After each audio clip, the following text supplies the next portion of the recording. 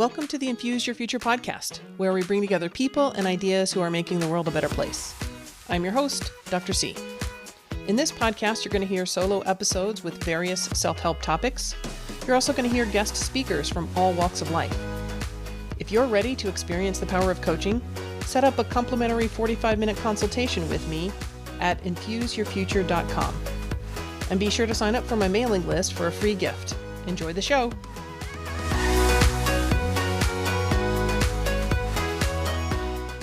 Hey, everybody, a big welcome to today's guest, Annette Dernick. She's an expert for love and peace in companies. She's also a speaker, coach, mentor, and an author. She authored The Peace Factor. So welcome, Annette. How are you today? I'm fine. Thank you very much, Carla, for having me here. It's a pleasure to be in your podcast. Yeah, thank you so much. Well, why don't you tell us a little bit about you, who you are, and what you do in the world? Yes, I love to start with what I'm doing. So it's about love and peace in companies. My experience as somebody who has been working in companies and with companies for many, many years is that there is not very much peace and appreciation. And as I have learned that some of the things that happened in my life were connected to some traumatic experience, I really know why, for me, peace is so important. And for me, peace doesn't start somewhere very far away. Peace starts within me. And so this is really what I bring to companies. And I speak on this topic and also coach and support people to really have this peaceful and appreciative attitude in their companies. And I love to coach CEOs because they have the biggest impact on their employees. And when they really have this atmosphere of appreciation and peace, then employees really love to be committed, to be productive, to be creative, and thus the company really thrives. Customers love to buy there, and this increases the profit of the company and the well-being of the employees. I really love that you're doing all of this. And I think your strategy of starting with the CEOs is brilliant, because when people study trauma, one of the things that they learn is many CEOs are a result of a trauma background. That's why they went so far. And so they tend to have a lot of that personality residue that they picked up along the way, and then they can pass down to their employees. And who doesn't work better when they're not full of toxic stress? So anybody that can go into a company and help a CEO turn toxic stress into positive stress, into confidence building and reinforcement, that's going to trickle down through your whole company and make everybody better. I know in the US, we have a saying called going postal, which is a horrible way to say the reality that some people get so stressed from the toxic stress at work that they take it out in violent ways at the workforce. So any way that we can reduce that is amazing. Yes, and it really contributes to the well-being and to more peace of all of us, because if those employees come home in the evening and when they really really happy about what they experienced at work, and if they talk about what they have achieved and what conflicts they have resolved, because conflicts are not the problem. The problem is how we deal with these conflicts. Then it has a very positive effect on the whole family. I remember times when I started working some years ago. When I came home in the evening, I was really kind of angry with my job, with colleagues, with distributors, with customers, and so on. And so the evening really started that both of us, we told us all the stories, those, let's say, bad stories that had happened during daytime. And that's really not a good energy. And when I changed my life and when I changed my own thoughts to more positive ones, my whole life changed completely. And so I really know what I'm talking about because I experience it on myself. And I also know it when I go to companies, when I do some team coaching. The team members, they understand each other much better. And they can also be very proud of the variety that they have in their teams. I love to compare this with a sports team. And if you only have, let's say, one type of player in a sports team, for example, only offensive player, the team won't win the game because you also need players who are defensive. And that's the same with teams in companies. And so I really love to work with them and to form a team that is as successful as a successful sports team. I love that your messages start with yourself, because imagine, how can you get families or countries to stop warring with each other if you can't even get yourself to start warring with yourself? And it's not really the toxic stress that leads to success and becoming a CEO or a high profile person. It's the healing from all the trauma you've been through, not the trauma itself, but the healing from it. And it sounds like that's kind of what you do. Do you want to talk about how you take a company through this? Like, what is your process? Yeah, so I always start with the first talk with the CEO, and I have a closer look on, let's say, what's on the surface, because many of those things are under the surface. And very often a CEO tells me, oh, this team doesn't work properly, come and fix them. I say, oh, that's not possible. I can't fix the team. I can have a process with them. And it's very important that you are there as well, that you talk with the team as well, and that we have the process with the whole team. So I prefer to love with the CEO first, if that's possible. And then with, let's say, the leadership team of the highest level under the CEO, and to already start with them, and then to really have a closer look what's really going on. And for me, it's enough to be present in a meeting, because it's not only verbal, it's also non-verbal things.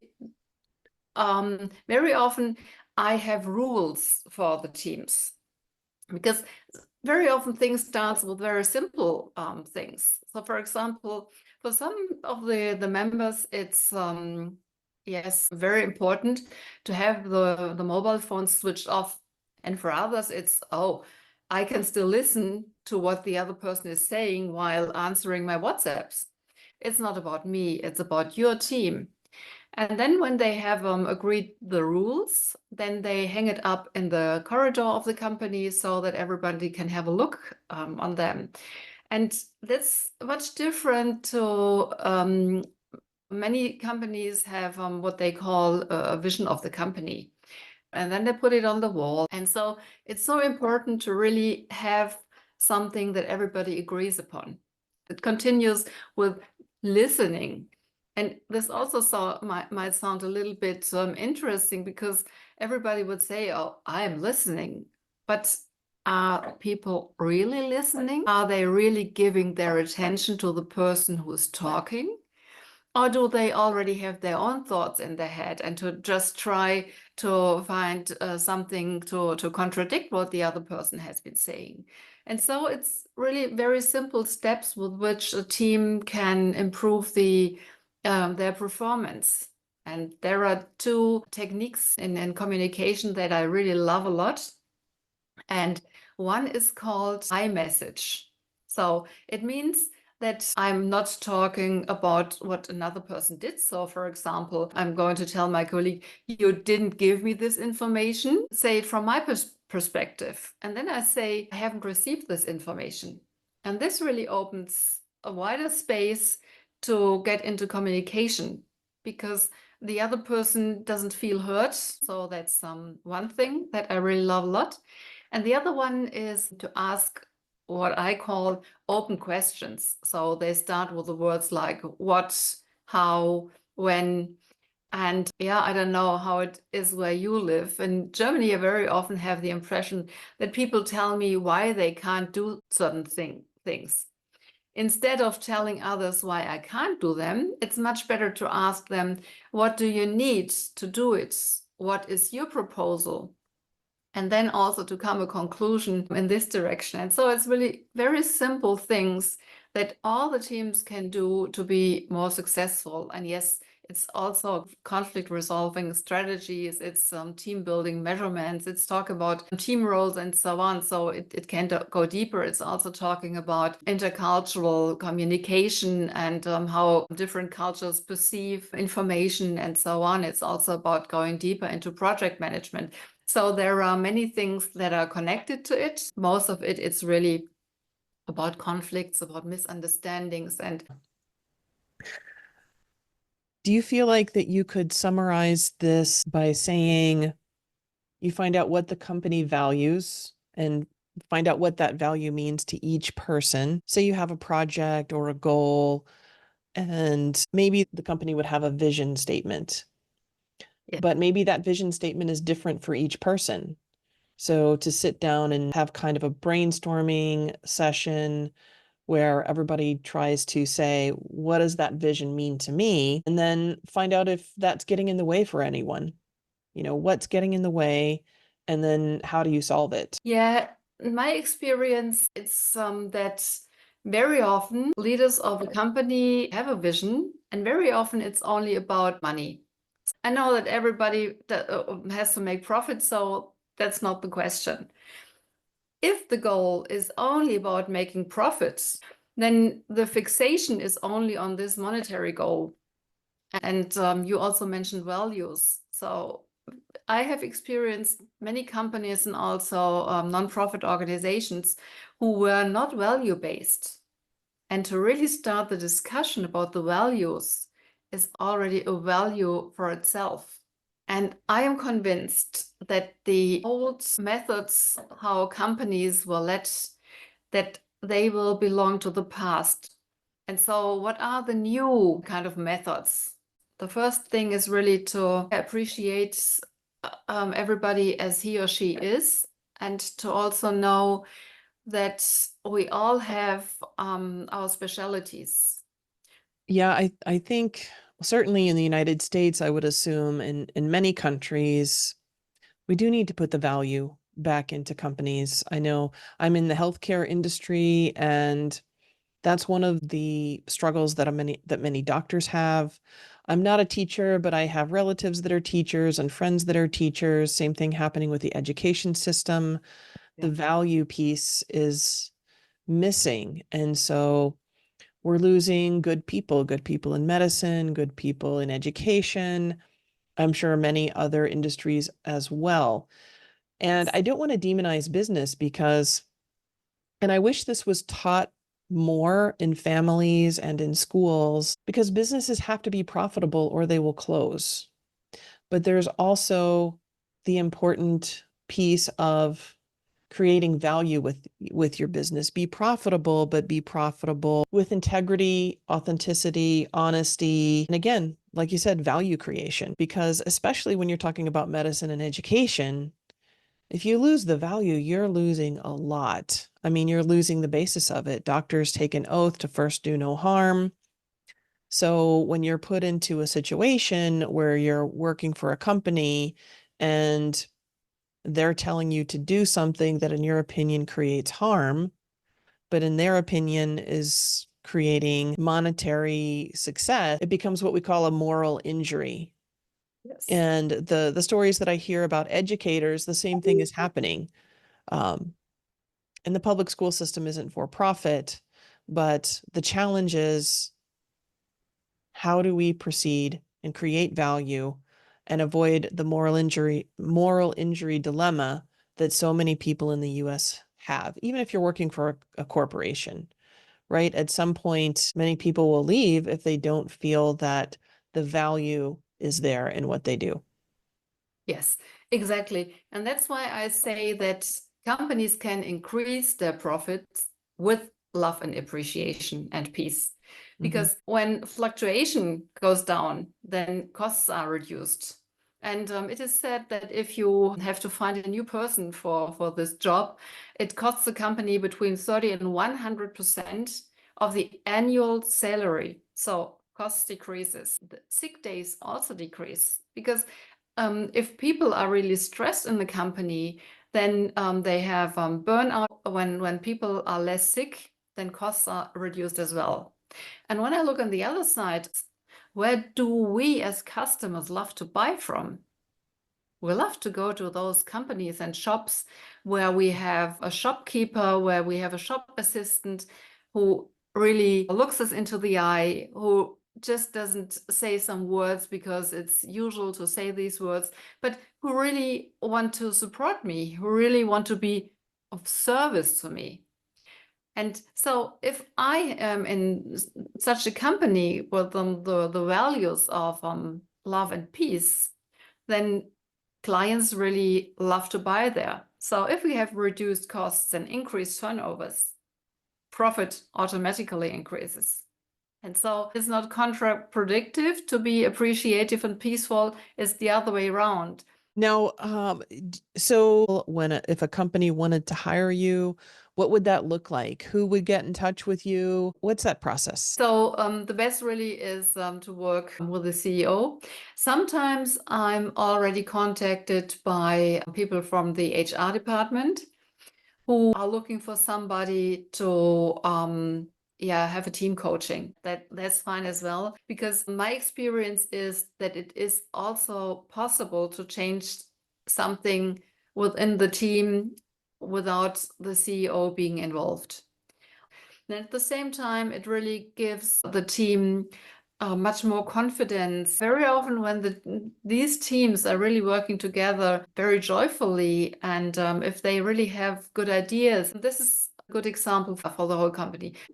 And I include really very different elements. So for example, mindfulness, sometimes meditation. For example, the project manager approaches me and says, we have a project which is due and we are not yet in our plan. So what can we do? So sometimes it's troubleshooting.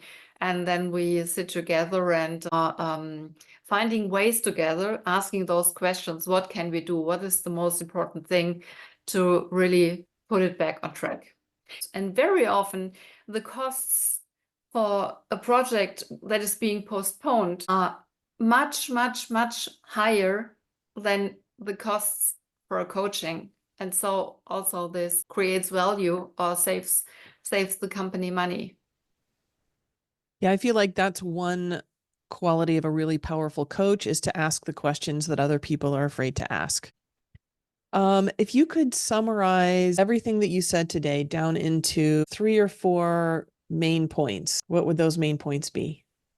If a company wants to be successful in this time of transformation, it's crucial to change the atmosphere in the company, to have more peace and appreciation, because this is profitable for everybody involved and the whole company and the employees as well. And how do people get a hold of you if they want you to come in and resolve their company conflicts?